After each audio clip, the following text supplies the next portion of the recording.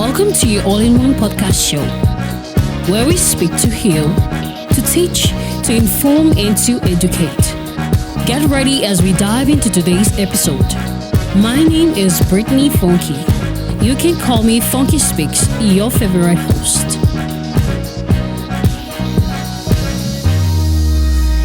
So what's popping, people? Welcome to the All-in-One Podcast Show, where we speak to heal, to teach, to inform, and to educate with Britney Fonki. It's been a wonderful week, and today we are here to dive straight into the ministry.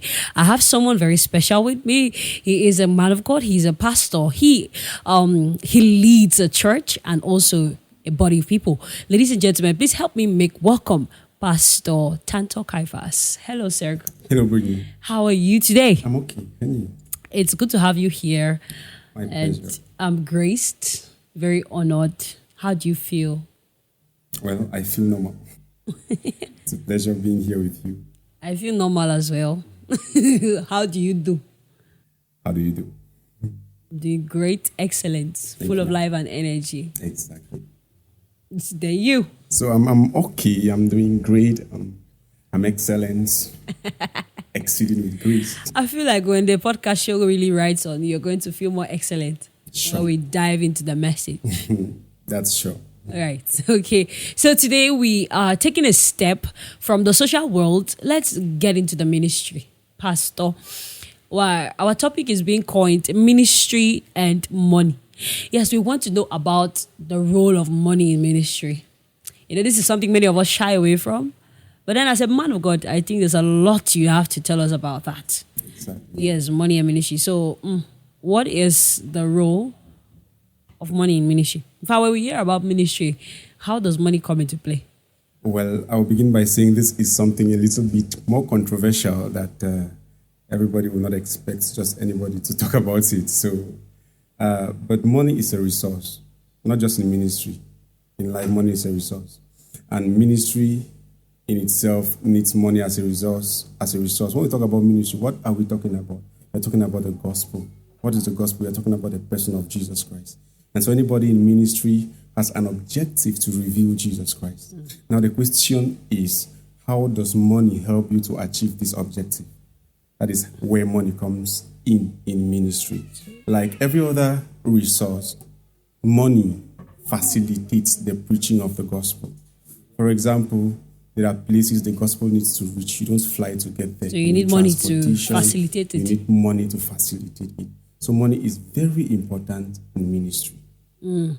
That is very key because I heard something once. Let me just ask you and address it to you. Some people say ministry is business already. So there's no need to do business. Is it okay for a man of God, as a pastor, to answer the call of God, running a church, to also have a business? Yes. Saying that ministry is business already, I think it's overstating, because if you want to check, like, talking about ministry, we're talking about the gospel. We didn't manufacture the gospel. We didn't fabricate it. It was handed over to us. And we are just errand boys about to hand it to the next generation. Okay. And so to better answer this question, we should look at the hands of the people who handed over the gospel to us. Mm-hmm. How did they do it? What was their mindset about it? The Apostle Pauls, the Peters, they all had businesses. So ministry and business, there is nothing wrong in doing business as a man of God. As a matter of fact, it is advised that as a man of God, you should have a business that is paying off, because ministry will not give you money, should not give you money. Okay, this is really a lot. Please, our audience should digest this. Ministry should not or will not give you money. Yeah. I think, not really I think, what I have heard, what I have also heard people say is that when you are doing ministry and you're running business, you cannot do the ministry proper. Yeah, like you need to be fully dedicated into ministry. So what can you say about that when they say your ministry is already your business? Like you're working in the vineyard. Anyways, there is a lot of balance to be struck there. Yeah. We understand that there is an extent ministry escalates that it won't give you that latitude to indulge in other things.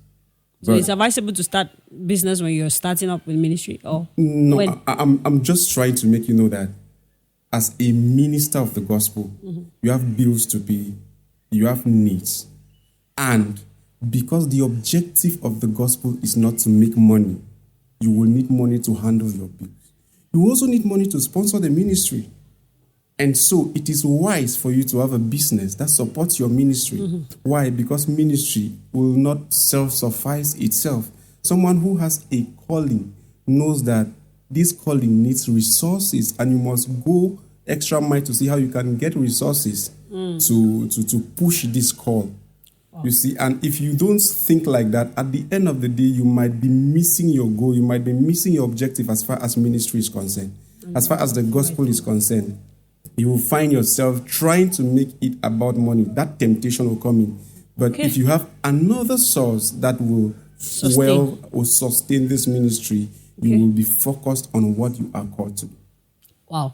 I think it's very keen. This is very powerful, because I hear some people also say, while you're doing ministry, you should also note, it's funny, when you're doing ministry, most times pastors will always want to have the temptation of taking money from people, sowing seeds and giving offerings. And then they say that's how pastors make money. That's a source of income, giving extra seeds. What can you say about this? You know, when the man of God says, sow a seed, and if you feel blessed, sow a seed. Does the seed go to the man of God? No, we just want to know, like, you know, these are some things that the word always misquotes. Really, I would love to talk a lot about that, because it's quite controversial. You know, it boils down to where it began from. Now, you need money in ministry. And if you don't have any source, you might do anything in ministry to get the money, you know. And so that is the reason why there is a lot of infiltration in the gospel today. Wow. A lot of infiltration. What do I mean? The objective is being deviated, and where you begin to see how men, even men of God, are being rated by how much they have in their bank accounts. Oh, we are already off. That is not ministry. Yeah, like the richest man of God, like the richest man of God. I remember some years ago, I don't want to call names, but I saw a man of God celebrating how much money he has in his account. That is not the benchmark of success in your ministry. You see, because the focus has already been lost. Why is this infiltration? Because there is no other source fueling your ministry. And so you get tempted to start seeing how you can extort money from people. And that is not the attitude with which the fathers of faith handed the gospel to us. I remember at some points, Apostle Paul boasted and said, I have not charged the gospel. I have made it free of charge. He says, woe unto me if I charge. That's the foundation from where we are coming. This is I'm really stunned, because you are demystifying a lot of truths. And also, should a man of God charge when he's called to preach in a church? Okay. Yeah, is that another way? I just want to know. Let me give a quick one on that. As a matter of fact, you didn't ask me this question, I would have asked myself. I'm not talking about a man of God, a minister of the gospel. Okay, there's a difference between a minister and a man of God. Because when we talk about a man of God, we see a pastor. When I talk about a minister of the gospel, I'm talking about anyone who reveals Christ in any way, through songs, through preaching, through whatever means. Let's narrow it down to preaching. Well, as a man of God, is it okay for you to charge when you're called to preach? The word charge makes it less of the gospel. Wow. The gospel is free. Look, the gospel is a reality too sacred to be exchanged for a currency. It is too sacred. What is the foundation of the gospel? It is the blood of men. The history of the gospel should make us understand that the gospel should not be charged. Rather, it charges you. It gives you a responsibility. How much were the apostles paid for the gospel? Rather, they paid the gospel with their lives. And you think something that sacred should just pay your bills? That is an insult to the gospel. I love this. I so love it. I love it. So you should not charge for the gospel. If you charge, it's no longer... What makes the gospel is it's free of charge. As a matter of fact, you incur a burden to preach the gospel. That is what many people don't know. So, what do I mean? Let me strike a balance here. Am I saying if you are inviting a man of God, he should trek? No. He should come and sleep on the street? No. Honor him. But charging means a man of God telling you, before I come and preach, you will pay me 200,000. You will pay me 50,000, for example. that makes it less. As a matter of fact, it's not the gospel anymore. So, honor the man of God. If you don't have transport, if you call me to preach somewhere and I don't have transport, say, my brother, I wish I could, but I don't have transport. If you can So it's not really me, proper to say, before coming, prepare this amount of money. It's an insult to the finished work of Christ. It's an insult to the gospel. Wow. I so love this, man of God. Thank you so much for opening our eyes to this. Ministry is something that we don't even like to talk about it. Like my friend was saying, it's a slippery ground. Because it has to do with ministry. There's a lot that we are trying to stay away from. Let's not talk because we're not in it. We're not for many things that has to do with it. So let's just let it slide. And also, you talked about charging makes it really less of the gospel. What truly is the gospel, the good news? Like I began by saying, the gospel is a person to see. The gospel is the person of Jesus Christ. And the good news is the revelation of the person of Jesus Christ. That is the efficacy of his finished works. Who he was, what he did, and who we are as a result of what he did. Which means the gospel initially, or the gospel eventually, reveals your identity in Christ. That is just as simple as that. That is the gospel. The gospel is not long, very short. It's just that sometimes you need to explain, expatiate. The gospel is Jesus Christ giving his life for the entire humanity to ensure their perfection. Period. Simple, exact, and absolute. Straight to the point. Wow, straight to the point. And man of God, there is this thing I watched online and it got me on my toes. I was watching a man of God, let me not call his name, and he said there was a student who came to give him money. They had a church building project or a church project, something like that. And a student took his school fees to come and give him and said that's his own support to the kingdom of God. And he said he refused. Like, we should stop abusing the gospel and abusing people, the vulnerable and gullible people who are helpless. Should we take money from such students? What do you think about that? Was it right for him to give the money back? Like, are we not supposed to support the gospel because he said he was a student? Well, some people take though. Well, this concept, I will not give you a black and white answer to this question. Okay. Because there are many things around it. I will talk on one end. Many people, many ministers of the gospel use the gospel to extort money from vulnerable people, which I said it makes it less of the gospel. As a matter of fact, the gospel is so sacred that Apostle Paul said anyone who preaches any other thing aside of it should be accursed. But should we give to support the gospel? There was a project. Should we give to support the gospel? Yes. Should someone give their school fees to support the gospel? No or yes. Why do I say no or yes? There is a place of conviction. Someone might be doing that out of an excitement. You preached a powerful message and they have been stirred, emotions. Also and emotions. Out of emotions, and maybe you have motivated them. If you give, you receive double, and they want to do a jumbo kind of stuff. As a man of God who is filled with the spirit of discernment, you should know that this one is just excited. Are you understanding? Yeah. Why am I being skeptical on drawing a clear line on this? It's because someone once told me a story that I would just like to share with you. Yeah. That in a church, a project was going on. And there was this poor widow who had nothing and decided to remove her ring, a ring that was handed over from generations. So it was something very precious to her. So he handed it. The pastor refused and said, no, I know how important this is to you, but the money is already okay. Just take it back. The woman asked him, say, did I give my ring to you? If all the money is okay, return other people's money, but make sure I am part of this. That is coming from a place of conviction.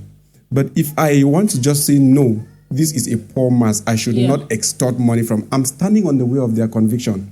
So that has a lot to do with your conviction and your discernment. But then on a 90% base, most of those cases are cases of extortion. Come and sow a seed and you'll be blessed. Yeah. It is a promise. No. Give a promise. That is not the gospel. God doesn't bless you because you give him. God is not a poor God. God is not a transactional God. And that's what we think. It is this transactional gospel that has replaced the sacred gospel that was handed to us. Give and it will be given back to you. No. Give and you shall receive. That is wrong. That is not the gospel. That is a scam. Oh my God. God doesn't give to you because so you need to please God. You need to stir God's emotions to give to you. So what God are we talking about? No. God blesses you out of love. In response to God's love, you give to support his work. Free will. You are not charged. You don't pay to God. You give to God. Oh, wow. This is so rich and so insightful. I don't want this to end. Oh my God, I just love how you're just breaking those things down into like pieces that we can absorb. Although some people really need to go back and digest. Sure. Because it does not just come like that. It comes very powerfully that it might hit you and sweep you off your feet. You see, man of God, I'm very happy that we're doing this podcast together because there's a lot I'm getting to learn, especially with this thing of giving and you believe you will receive. And one of the things my pastor told us is whenever he wants us to sow a seed or do anything or to support any project, he always says something. He said, we should not give because he's making any promise to us. And not that God is not a cheap God. We don't give him 100K to give us fruit of the womb. No, that means God is so cheap.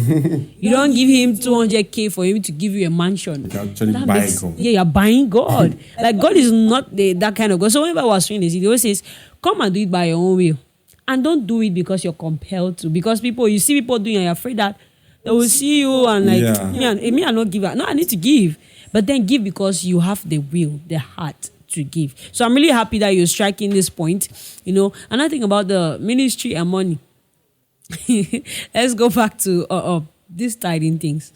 Tithing and not tithing, rather tithing is biblical. What about sowing seeds if you want to have a blessing? Sowing seed if you want to have a blessing. Like this. And I've been to churches where they say there's a special seed. If you are trusting God for something, come and sow a seed. I wouldn't want to be very raw. I would have said that is a scam. But I won't want to be very raw. You just now, already scam. What is a seed? Okay. Let's talk about seed. What's seeding? If you want to, if you need beans, what do you sow? Beans, right? If you need corn, what do you sow? A seed. How come you need a husband and you're sowing money? How come you need fruit of the womb and you're sowing money? There is a problem around there. Yes. There is a problem around there. Something is wrong. I've always learned that in every case, if there is a missing link or an unanswered question, there is a call for research. Yes. And I'm sorry that in a church there is a missing link, there are unanswered questions, but nobody's on research. Everybody is comfortable. Like, okay, my pastor says it, and that is it. As if the Bible is hidden from you. No. You don't sow a seed for God to give you something.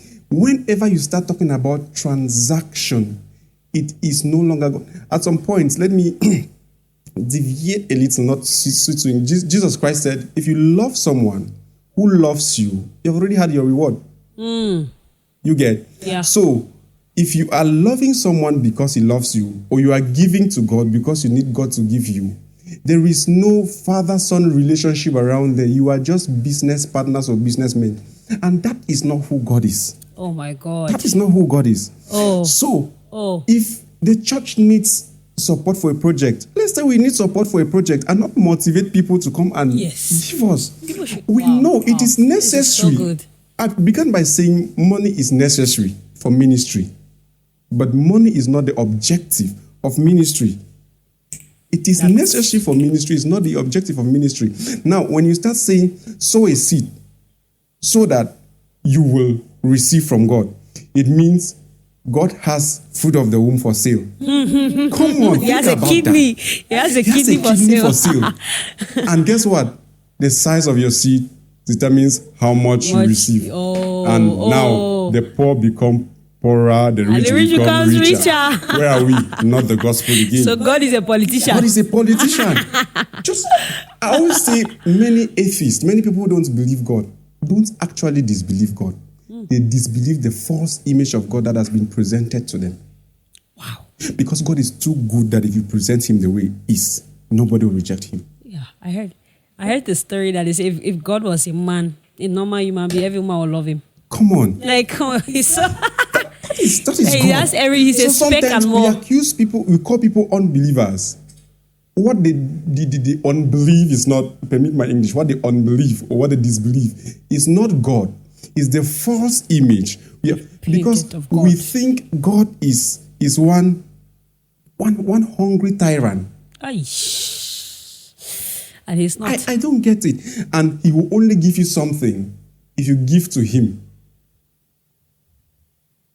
I'm a son of my father. That's not the kind of relationship I have with my father. And if God is our father, we should think twice. That concept is not godly. It's ungodly. It's ungodly. And that is not the kind of person Jesus Christ portrayed to be. Who was Jesus Christ? While we were yet sinners, he died. Christ died for us. How much did we pay him? Nothing. How much did you pay for Jesus Christ to die? Nothing. So you think it is now. Jesus Christ died for you for free. You need fruit of the womb. You must pay God. Oh. There is something wrong somewhere. It's a knot So you I need to think tie. it is high time Christians begin to ask questions for themselves and not depend on things that they are being told. Study for yourself. The Bible says the Christians of Berean were too inquisitive that even Apostle Paul, with all his might and ability, would teach them. They'll go to verify if what he said was true. If they could verify Apostle Paul, who is your pastor, but they should not verify him. Wow, man of God, so rich. I'm really, I feel like we'll have a part 2 of this. Yes, we should, because like the insights are so deep. I'm really learning a lot, and believe me, many of our viewers are going to learn from this. You know, this is the aim of the podcast show. We want to inform people, we want to educate them, we want them to learn something new. So, man of God, I said I was going to ask you something before we go. Yeah, you know, what is the highest temptation you consider as a man of God? Well, this is not related to the topic. Eh? As a man of God, as a young man of God, a vibrant man of God, that's the highest temptation. I feel like you're already putting the temptation in my mouth. A vibrant man of God. You know, in ministry is what relates people to the world. Like that is what the world depends on. It's like the water to the world, and the devil will not be comfortable with someone who is freeing people. You get.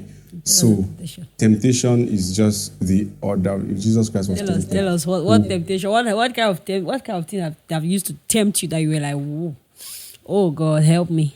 You know, as a man of God, you're on a spotlight like every other person, and so you are exposed to meeting people.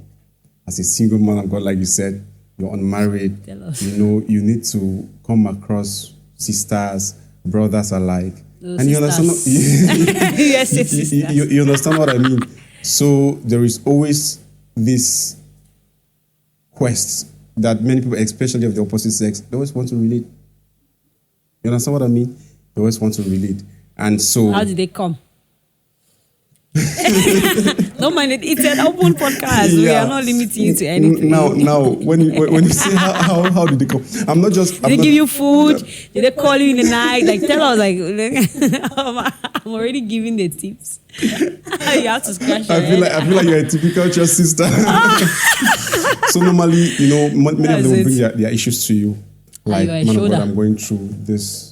I'm going through this. And as a man of God, you need to bring them a solution. Oh, and then from there you give the solution. Many at times, the problem is not what they are presenting to you. There is a motive behind their problem, and so you must be very discerning to know exactly what the problem is. You must be wise, like a serpent. Decoding the problem from the problem. You get? Wow. And so how you handle it must be very, very, very, very. Man of God, you just took a strategy to escape my question, but it's well, you kept on demystifying and still did not tell us how they did it. But that has been a wonderful time. I think this is why we call it a wrap, man of God. Do you have one or two things to say as we close this particular episode? Well, I want to first of all say thank you for having me today, and I want to say again to our viewers, especially my brothers and sisters who are into ministry in any way, that it is time for us to reveal Christ the way He is. Oh. It is time to take off every infiltration that has plagued the gospel and begin to see Jesus just the way it is. Mm-hmm. It is time to take away money. It's time to take away fame. It's time to take away popularity and just speak Jesus. In ministry, it's not about being famous. It's about being faithful. It costs me nothing if I am not known by Christ. It's not. So let me die so that Christ will be revealed. Wow, it's not about being famous, but it's about being faithful. That's a take home to all our viewers, all our listeners on all our platforms. Thank you all for joining us on today's episode. This is episode 11. And trust me, we are going to keep coming up with a lot more. So stay tuned. I'm Britney Fonki and I've been your host. You can call me Fonki Speaks. Bye. We hope you learned something new that will help you at one point in life. Please do us a favor by sharing this episode with your friends and follow us on all social media platforms as Britney Fonki. From us to you. See you in the next episode. Bye.